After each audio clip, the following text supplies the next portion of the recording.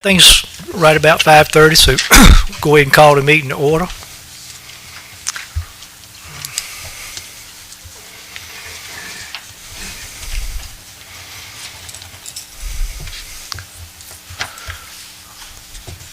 So at this time, I'll offer an invocation, and then immediately after that, we'll have the Pledge of Allegiance.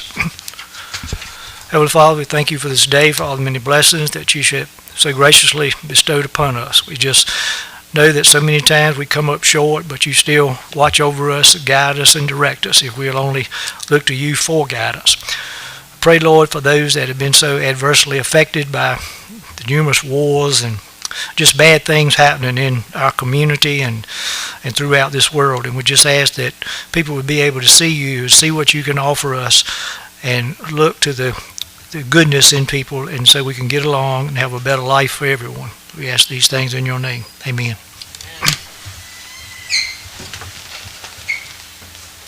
I pledge allegiance to the flag of the United States of America and to the republic for which it stands, one nation, under God, indivisible, with liberty and justice for all.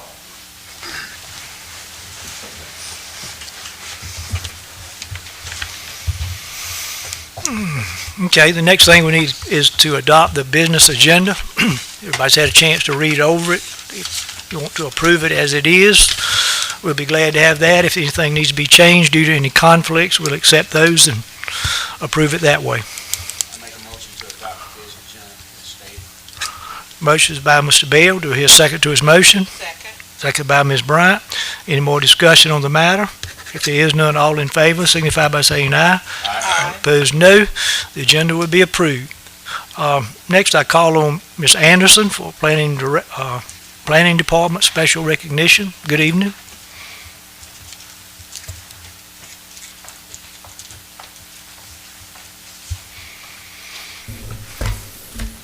Good evening, Mayor and Council. How are y'all? Good evening. Today we have the privilege of recognizing an individual whose career reflects not only skill and experience, but true dedication and perseverance and an unwavering commitment to growth. We are here to honor Marvin Wheeler for achieving Level 3 certifications in building, electrical, plumbing, and mechanical trades, a milestone that represents one of the highest levels of professional accomplishment in the inspections field. Marvin's journey did not begin yesterday. It began decades ago, rooted in a strong foundation shaped by family, hard work, and a curiosity for how things operate. From 1980 to 1984, he learned firsthand from his father, who worked as an electrician, plumber, and HVAC professional, and later served as a building inspector. That early exposure sparked something in Marvin, a desire to understand systems, to problem solve, and to master the trades. He carried that work ethic into his early career, serving as a machine operator with NCDOT, working as a line mechanic at Georgia Pacific in Conway, where he earned his electrical license in 1986. In 1988, Marvin began what would become a remarkable 30-year career at Halifax Regional Hospital. Starting as an electrician, he worked his way up to Assistant Director of Plant Operations, retiring in 2018. That alone would be enough to define a successful career, but Marvin was not finished. In December 2018, he brought his experience to Halifax County Inspections, where he earned his Level 1 certifications across all 4 trades and continued serving the community until September 2022. And yet, even with decades of experience, even with a demanding workload, even after retirement from one career, Marvin set his sights higher. Achieving Level 3 certifications is no small task. It requires countless hours of study, extensive knowledge across multiple disciplines, and the determination to push through rigorous exams. This is where Marvin's character truly stands out. Despite the demands of his job, he made the decision to invest in himself. He studied, he attended classes, he prepared, and he persevered. That kind of drive does not come from obligation, it comes from within.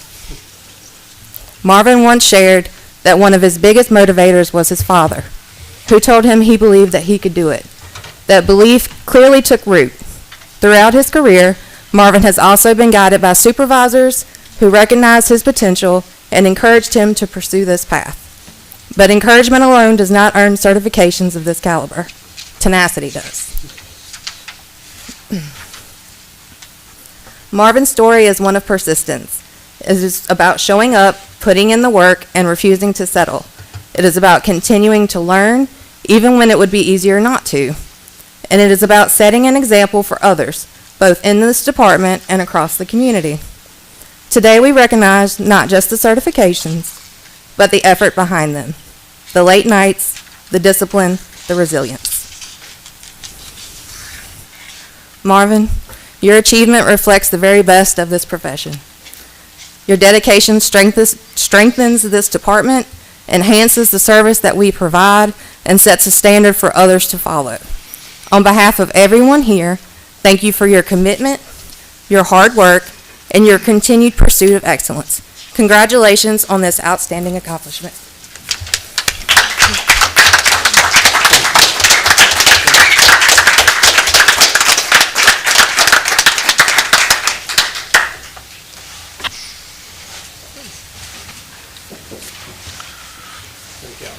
Thank you. Thank you, Marvin.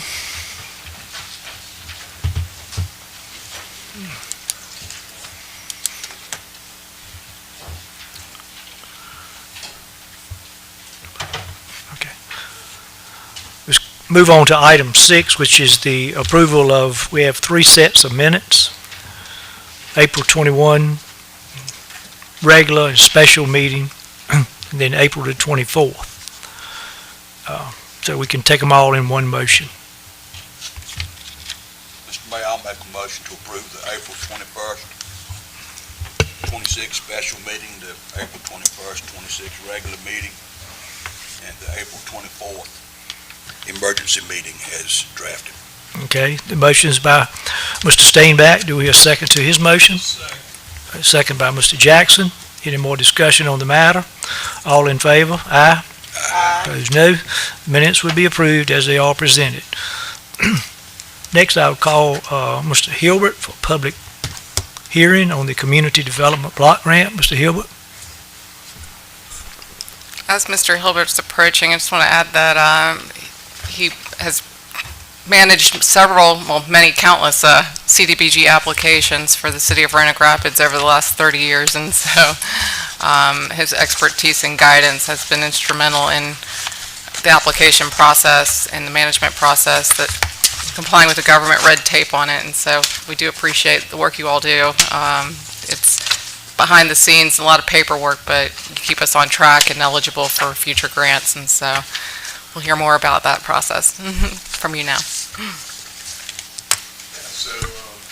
we have a public hearing scheduled for tonight it's kind of a comprehensive thought process for potential applications for CDBG funds. So different categories are neighborhood revitalization, which is our current grant that covers housing, and then economic development, potentially infrastructure, demolition of publicly owned dilapidated buildings, or even disaster recovery. So this public hearing would cover any of those type applications. I can say that I had a very productive meeting. Oh, sorry. A productive meeting with your Main Street coordinator last week, and talking about economic development opportunities. So we are, our staff is staffed up. We've hired 2 people from the Department of Commerce recently. So we're very versed now on, those application funding streams.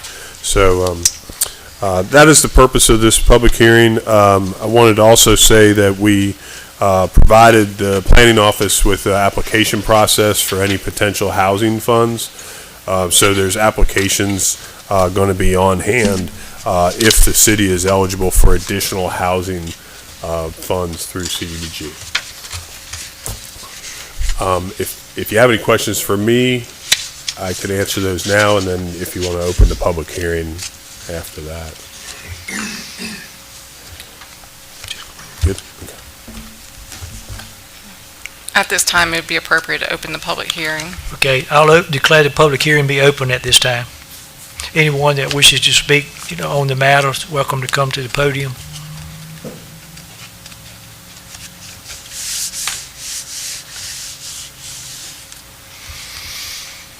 If there's no one wishes to speak, we close the public hearing at this time.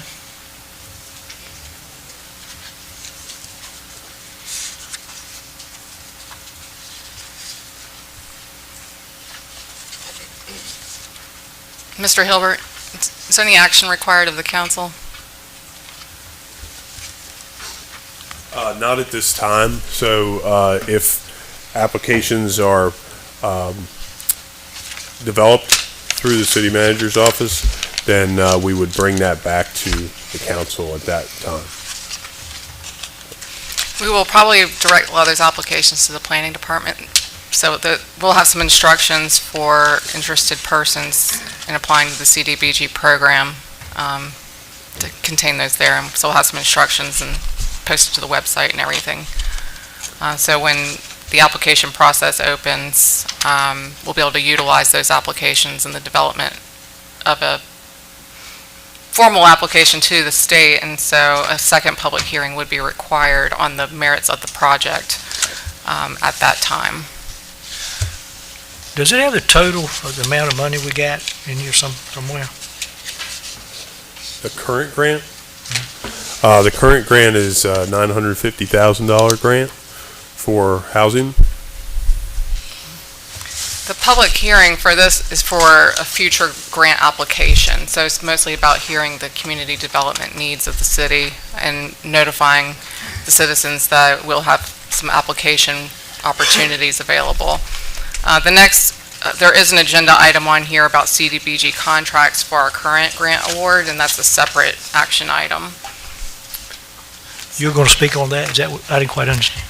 Chris will speak on that and when we get to that agenda item, but if there's any questions about the application or the public hearing process and the CDBG program, Mr. Hilbert's here to answer any of those questions. So it looks like we've had four individuals, four applicants that have been accepted already. Is that what I'm seeing, these four properties? That's under the current grant program.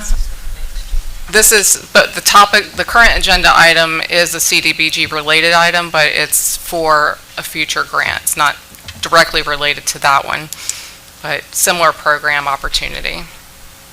We'll talk about those four at the next agenda item once we move into the next. Okay. But I know, like, a lot of times, like, there's questions. I know, like, one of the questions that Mayor Dowdy has often is, about spending the money, and you want to maybe touch on that about when you apply for the grant and what your award and how you're supposed to use the funds. Yeah, so it should be noted, and I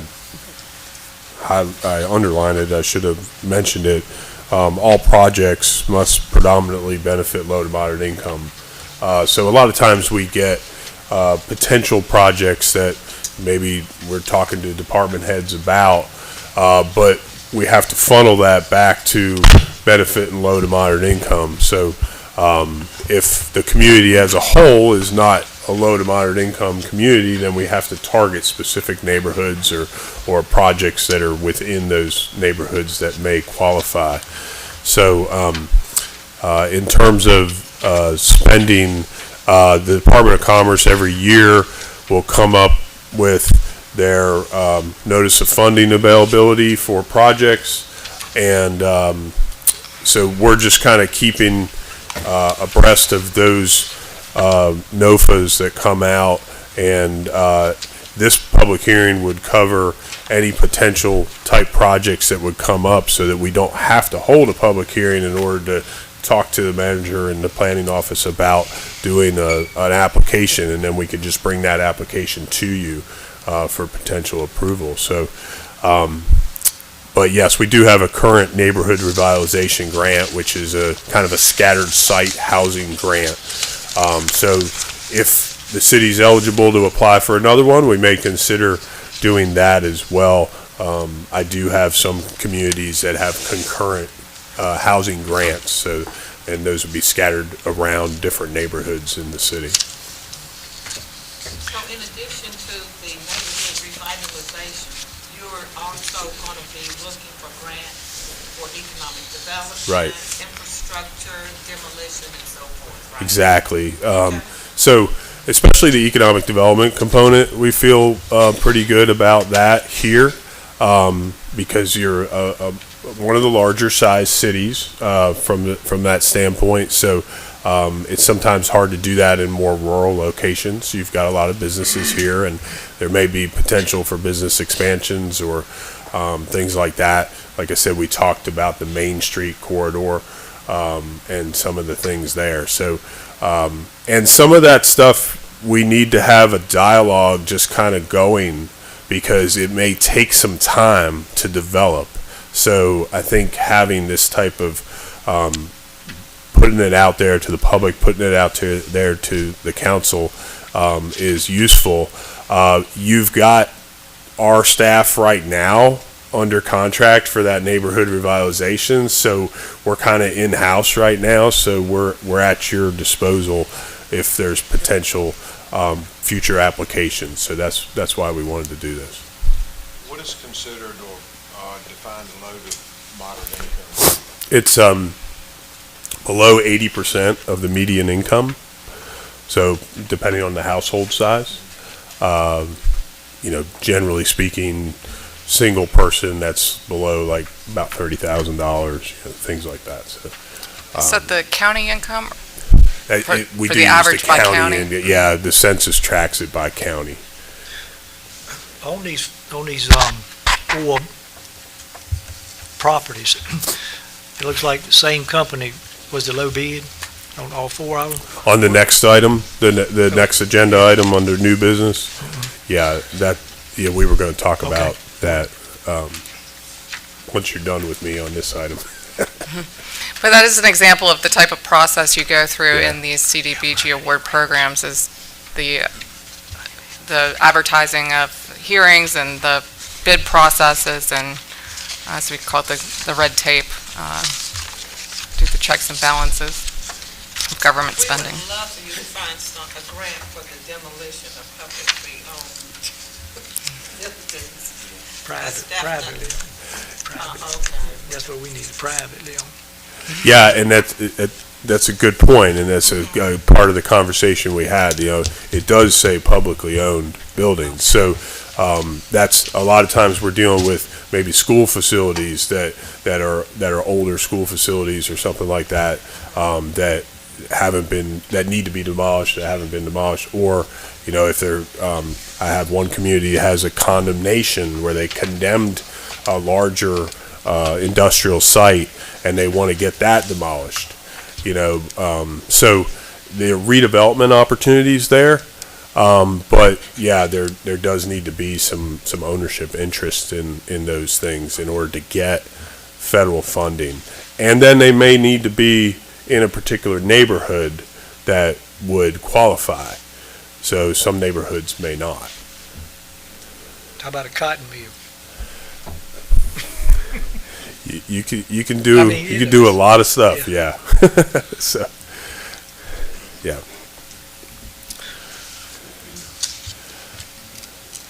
All right, what are we at now? Any other questions? Any other questions for that item? Let me get back to my.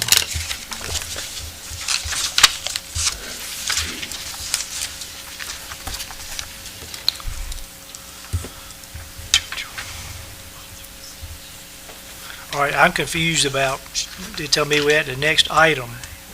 We're at 8B, 8A. It's 8B where we are next on the budget amendment. This is Finance Director. We're at, right now we are on 7A, and we're moving on to 8A. 8A, okay, all right.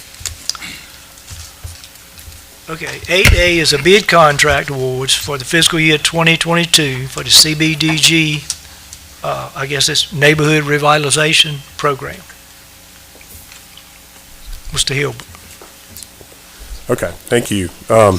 So on our existing housing grant, we completed work write-ups and bid out 4 units and accepted bids about a week ago from 3 different bidders. We were asking tonight for authorization for the city manager to be able to negotiate and execute contract awards.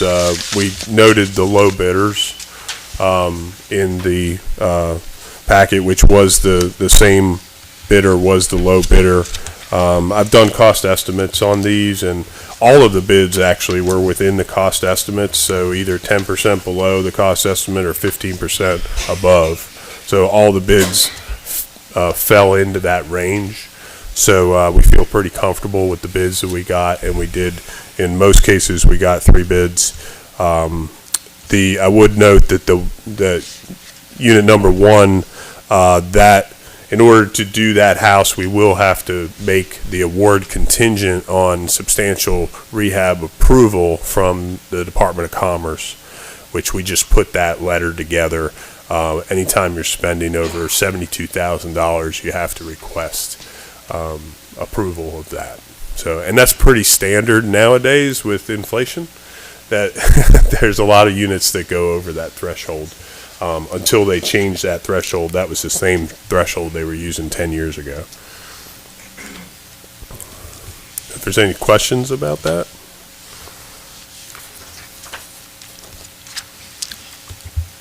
So if they're all gonna be awarded based on, looks like to the same contractor, is he able to get all those projects completed within the period of time allocated? We're gonna work with that contractor to figure that out, and that was one reason why we were asking for the manager for you guys to authorize the manager to negotiate and execute. So we'll kind of feel through that, maybe start on 2 of the units and see. We don't want to take work away from somebody at a lower price, but at the same time we want to make sure we're spending the money and helping these people that need the help. So. And like I said, there will be a delay on the larger contract because of the state approval that's necessary. It takes them some time for that approval. And Mayor and Council, just so you know, in the requested action is to authorize the city manager to negotiate and execute the CDBG contract award to the most qualified vendor based on the proposal evaluation scoring. And so that way, if something doesn't work out with the first vendor, or if we need to add on a second one, we don't have to come back to city council and go through this again and further delay the project. This allows us to, we're showing you the order, we're showing you the priority based on the qualifications and evaluations, and but the motion that's requested allows some flexibility to follow that order without coming back to the board. How do you know if they're qualified? So we have a qualifications sheet where they give us references. I contact one of the contractors I work with regularly, so I know he's qualified. I've worked with him for like 25 years. So the other 2, I reach out to references, and we do have a qualification sheet. They have to be licensed general contractors, so we have that information. So yeah, we double check on their past work. Yeah, they have to provide all the insurance, the required insurance. And they did submit the bids in the appropriate way. Yeah. Where's this S&R? Where are they located? I believe they're out of Wilson. Well, in the subcontractors and things, will we be using, is there be any opportunity for local contractors? We recommend that they use local contractors, If and, they can. and that happens fairly frequently. There are some that will bring their subs with them because they like to work with who they know because they trust who they know. So I don't necessarily, demand that they work with somebody local because, their trust does go a long way in the construction world. But we do give them references of local people that are in the trades. Yeah. And we'll touch base with the inspections department about that. Some of the people that are pulling permits and things like that, and we can refer some of them to some of the local contract, or some of these contractors. Yeah, I would think they should make an effort for doing that, especially since, it's taxpayer money that you're spending. Yeah, well, they call that, Section 3, if we're able to utilize local contractors, we'd like to do that, at least within Halifax County. Yeah, that would be considered local. So, and there may be some, and we will track them if they do use them.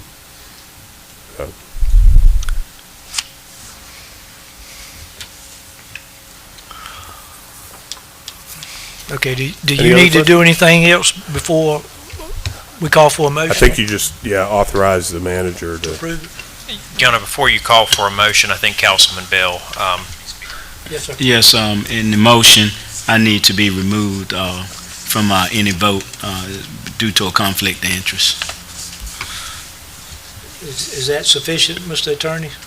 Councilman Bell, could you state what the conflict of interest is? The just for conflict of record? interest is that one of the units is the unit residence of a family member. Appreciate that. Thank you. Okay, with the exception of Mr. Councilman Bell, we would need a motion to approve this as requested. Mayor, I'd like to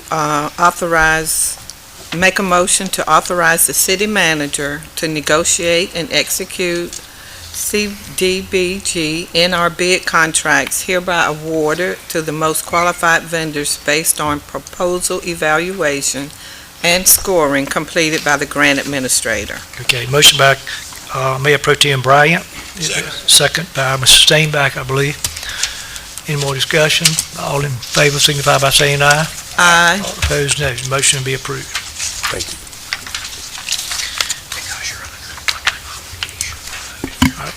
Ms. Johnson? Good evening. The police department received some OSC money, $7,812.50. So I'd like to ask you to approve ordinance number 2026.18. All right, anybody have any questions, Finance Manager? If not, when somebody's ready, we need a motion to adopt. Mayor, I'd like to make a motion to adopt ordinance number 2026.18 in the amount of $7,812.50 for OSC unauthorized substance tax. Okay, motion by Councilman Strickland, do his second to his motion, second by Mr. Jackson. All in favor, signify by saying aye. Aye. Opposed, no. Motion will be approved. And I believe you have the next item. Yes, the fire department, year to date for year 25-26, they've received $26,776.59 in for their fire recovery program. So I would ask for you to approve ordinance number 2026.19. Okay. Have the motion there before you. Mayor, I'd like to make a motion to adopt ordinance number 2026.19 in the amount of $26,776.59 for the fire recovery program. Second. Okay, the motion was by Councilman Jackson and the second was Councilman Bell. Any more discussion on the matter? All in favor? Aye. Aye. Opposed, no. Motion be approved. Okay. The next one are various departments received donations. Parks and Rec received $777 for their special programs. The library received, the Friends of the Library, $500. The Veterans Breakfast received another $200. And I just got another one that I'll have on the next agenda for the Veterans Breakfast. So money's still coming in for that. And then the police department received a $1,000 donation for their K-9. So I would like for you to ask you to approve, ordinance number 2026.20 in the amount of $2,477. All All right, any questions? There being none, I'll need a motion. I'd like to make a motion to adopt ordinance number 2026.20 in the amount of $2,477 for donations to the Parks and Rec Department special programs, Friends of the Library, the Fire Department Veterans Breakfast, and the Police Department for K-9. Okay, the motion is by Mr. Bell. His second to his motion? Second. Second by Mr. Stainback. Any more discussion on the matter? There being none, all in favor, signify by saying aye. Aye. All opposed, no. The motion will be approved. Okay, thank you. All right, thank you, ma'am. And presentation of the budget for 26-27 by the city manager. Good evening, Mayor and Council. I'm going to call this Part 1 of the budget message. In accordance with the North Carolina General Statutes, the budget message and proposed budget is due to be considered and presented to you by June the 1st. And so it is the 5th of May right now. We're officially getting started to some degree, but I'm going to go through where we are kind of right now and where we may need to get and be. This is a very limited approach right now. Under the state law, all of your budget numbers for the upcoming year are due on the 30th of April, which was just at the end of last week. And so we are still kind of finalizing some numbers coming in and out, but regardless, wanted to give you a snapshot of where we are as of I guess the end of last week, or yesterday, basically, or as of today. A printed copy of the budget messages before you. I'll let you hold on to that. I'm not going to read it word for word, but mostly just kind of wanted to go into the purpose of the budget and where we're going in the alignment. The budget is a financial plan that supports the city's operations, our long-term obligations, and our strategic priorities. We are working to align the budget with the emerging 2030 strategic plan that calls for strong leadership, city management, customer service excellence in city services, economic vitality, stakeholder engagement, quality of life and place, and community well-being.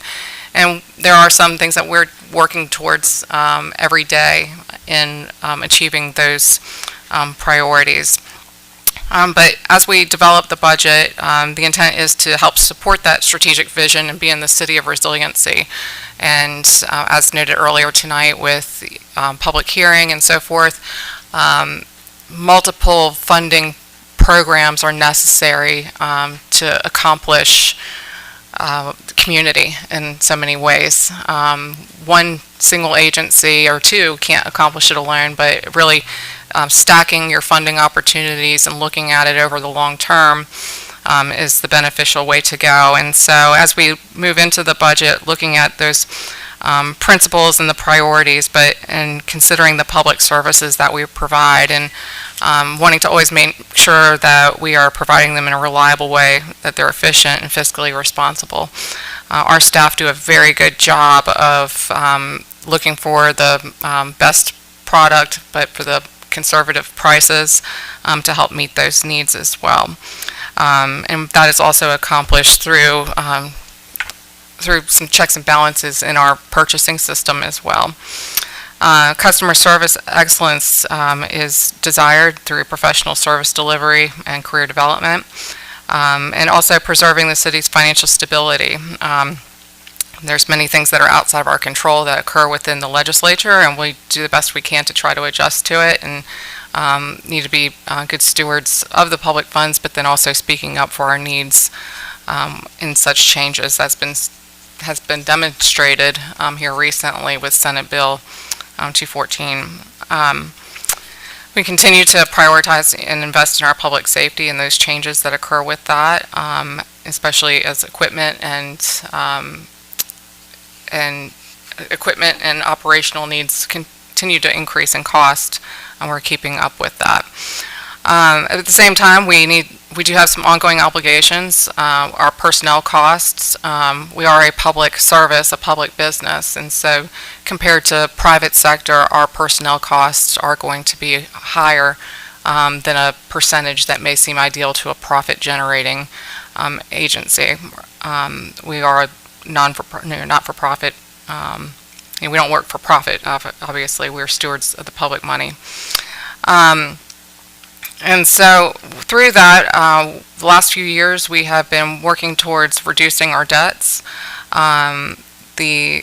We have not taken on any new debts here in the last few years, and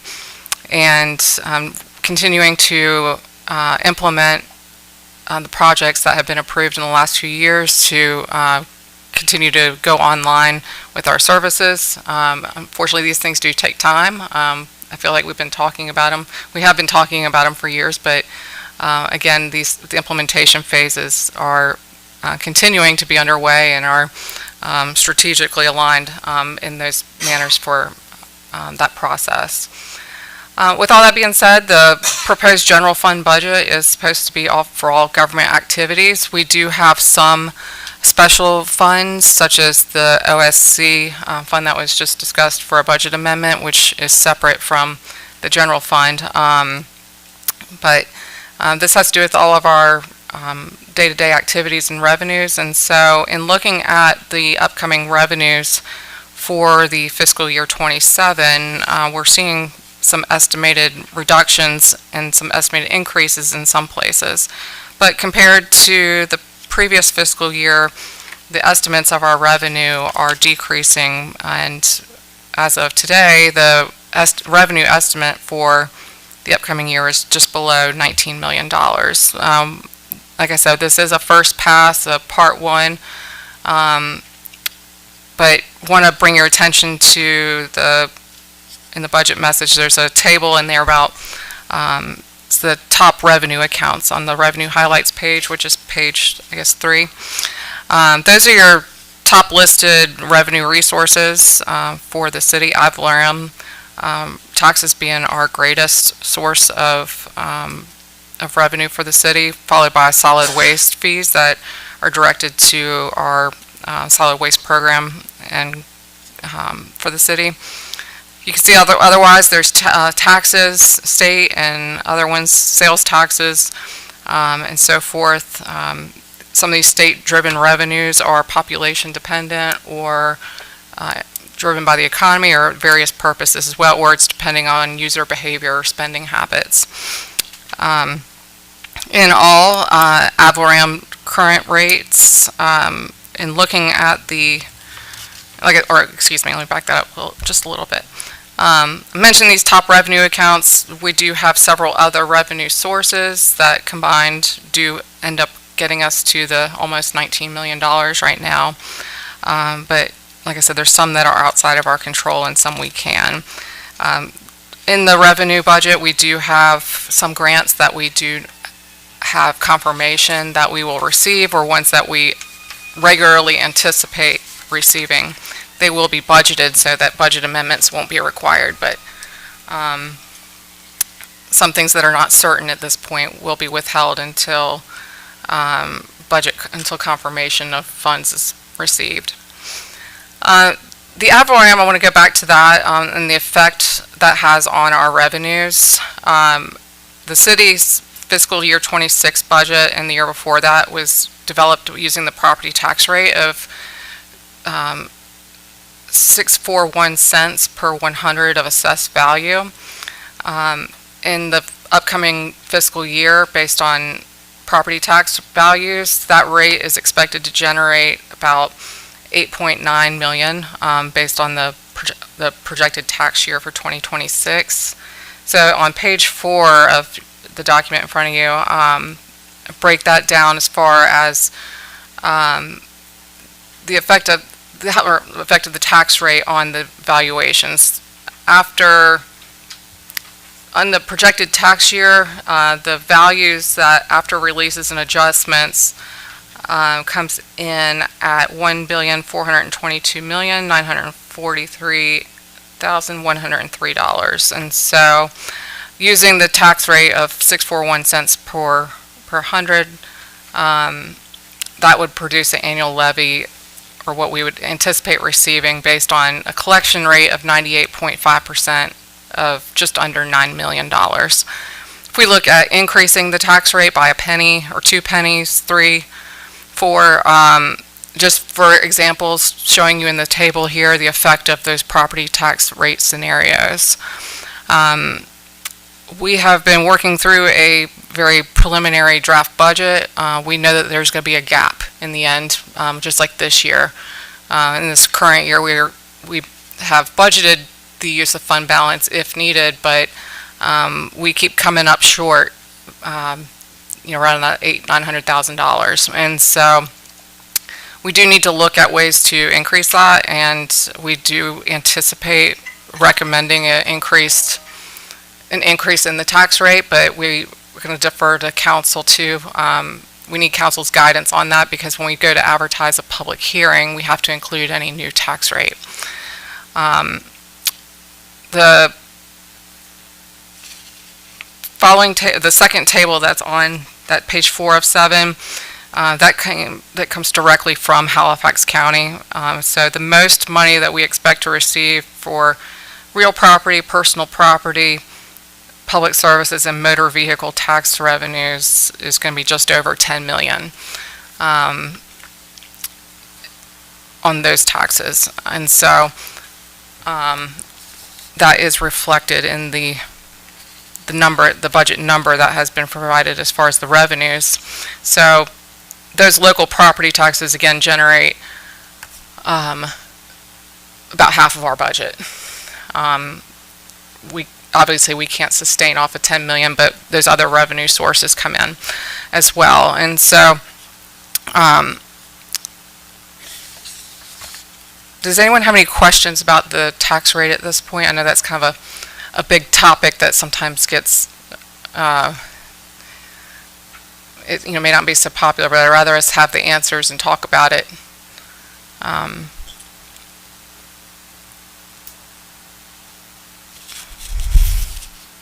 There are some things that do affect the valuation of properties. Again, there's, through the releases and adjustments and the process where the county is processing any exemption applications and so forth, we are seeing that affordable housing exemptions from property tax are increasing. So that, has some of its challenges as well, especially under the state taxing criteria for that exemption. So are there any questions of anyone about the tax rate or increase? We have not determined a specific rate. We're just suggesting that we are going to need to try to ease the burden and asking for council's, asking for some direction. Going into some of the expenses, and again, this is just touching on a few things, and our next meeting will go much more in depth, but we want to talk about our debt, the long-term debt for the city. When we enter the fiscal year of 2027, we will have about just over $6 million in long-term debt, which is pretty good compared to our peers across the state of North Carolina. And also that long-term debt, there is a horizon in sight on that. In 2032, by the end of that fiscal year, the two long-term debt instruments that we have in place will be paid off. That doesn't mean we won't have any between now and then, but that is good news for seeing that theater debt narrow down. And then also the other debt instrument was a refinancing of the fire station, fire station number 2 from an original USDA loan. So both of those are scheduled to pay off by the end of 2032. And so annually we have debt payments of just over $1 million. So you can see where decisions that were made over 20 years ago we're still paying for today, but again, just a few more years in sight. But absent these, we would have, this budget would be much easier to put together. Our personnel expenses are what they are. It's the cost of doing business. We are, like most employers, experiencing workforce challenges, especially in public safety or some more unique or specialized certification positions. Delivery of our services is an expectation of the public and an important resource. The upcoming budget right now is based on 152 full-time employees and 46 part-time. This is subject to change. This is still tentative, but this is just based on our current budgeting efforts. Employee compensation, we are looking at the options for cost of living and merit as well, and continuing the implementation of the study completed by the MAPS group a year ago. Employer mandated benefits are those that we have no other option than to pay or to reserve. The budget allocates that share. So the retirement rates with the systems continue to increase. Law enforcement has gone up from 16.08% to 17.10%. And then the non-law enforcement or civilian rate has gone up from 14.4 to 15.15%. And then all law enforcement are, there's mandatory 5% salary contribution to their 401k. We are required to provide medical, health, and workers' compensation insurances, and the city's group health plan is able to provide insurance premiums at 100% coverage for our full-time employees. And then we partially supplement some elected dependent coverage, and we're furthering to reduce that to gradually get to employee only. And then also the police law enforcement separation allowance is a mandatory expense. We're currently paying seven eligible retirees about $120,000 a year. And then our voluntary benefits, the city has traditionally provided up to 3% for a 401k match, and a $25 Thanksgiving bonus or gift card. It used to be gift cards, but started doing that included into the $250 Christmas bonus, and then other benefits established by the personnel policy. The retiree benefits were modified for employees hired after 12/31/2025, where eligible employees for retirement receive city-paid benefit of health insurance. Currently, there are 25 retired employees on the city's group health plan, and that number could go up and down a little bit throughout the year with any anticipated retirements or individuals who reach a certain age and are no longer on the city's health insurance. And then I made a few notes in here about fund balance to try to clarify some things when we're talking about budgeting. Talk about revenues. You know, the city's revenues do not arrive, evenly every month or every other month at least. Things come in on certain schedules, whether it's monthly, quarterly, annually, or whenever we ask for reimbursement. And so that fund balance, maintaining a healthy fund balance, allows us to cover those day-to-day operations until we receive those. It's effectively short-term borrowing from our savings to pay for our day-to-day operations as we move through the fiscal year of receiving revenues and completing expenditures. Having a healthy fund balance allows us to be able to operate from our own accounts rather than borrowing from other interests. Uses of fund balance are expected to be one-time needs, not for ongoing, and also for things that it's also very helpful to have in place, because, for example, the storm we had in May of 2025, the city has spent almost $300,000, and at this point we don't know if we're going to get any relief from the state.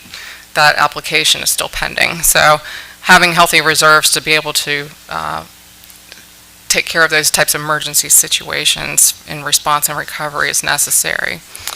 The next steps in the council's budget timeline at our next meeting, we'll take a deeper dive into the cost elements of the budget to better refine our revenues and provide some options for consideration.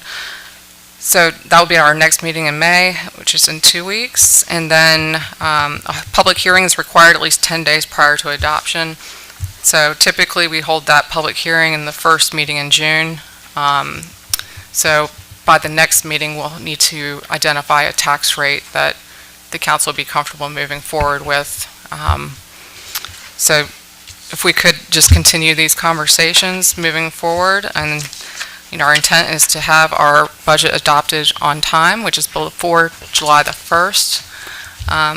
But the reality is our revenues are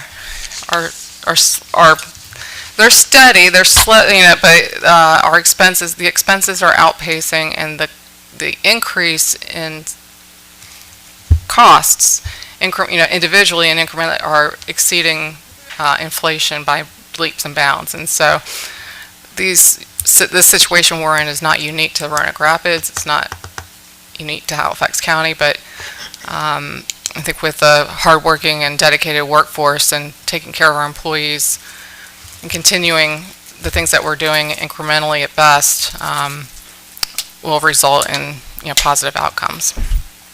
Subject to your questions, that concludes my report for this evening. How much is the fund balance now? I I thought that would have been in this.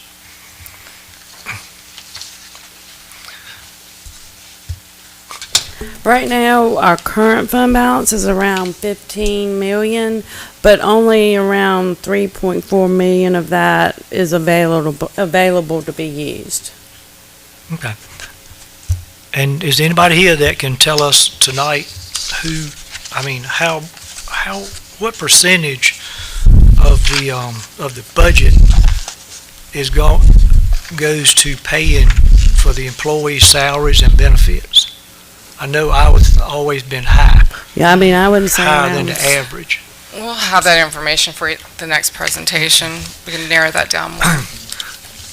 And you being the city manager, you're making a comment about things keep going up, and they do, and we keep going up. It sounds like you want to go up on taxes. I don't know if you're going to use some of the fund balance or not.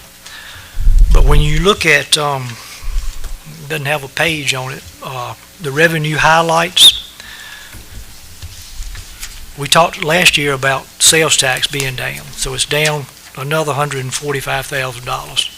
That means people, they're still spending, but they're not spending in Roanoke Rapids. And I don't know what is these other sales tax, 0.5% sales tax? What are they? It's about 5 or 6 of them. That's like, there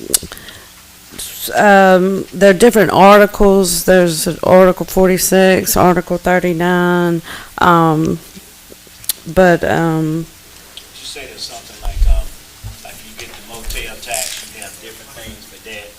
Then you have taxes for maybe beverages and things like that, beer, wine. Do those things come in under that? so you have your regular sales tax, and then you have your hold harmless revenue that comes in with that. But basically, that 1% sales tax is just sales tax. It's just all the sales tax together. Well, anyway, my point was that one is down 145,000, and it's 1, 2, 3, 4, 5 more entities on that have to do with sales tax. Every one of those is down.